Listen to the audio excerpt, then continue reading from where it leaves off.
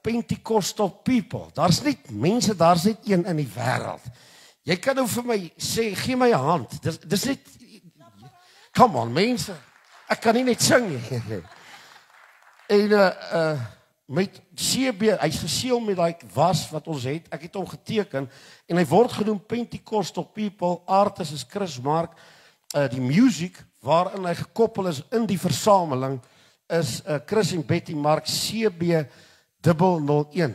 En in die pakket is dit gesluit, die boekie kort nog net, waarin al die woorde is en waarin die key waarin ons gesing het, is ook daarin, is ek reg? 'n Pragtige boekie, ook met die skildery daarop. Sê weer? Amen. O, amen.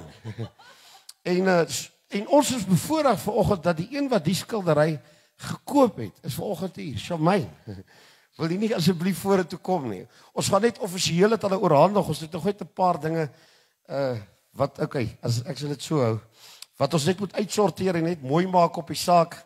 Dan is sy die trotse hand. Sy is die trotse eienaar van enigste van Gogh, van Chris Marx se skildery. Dis 'n oil painting en hierdie is 'n unieke toonbeeld van dit waarin ons glo. So mense, ons is nie skaam oor Pinkster nie.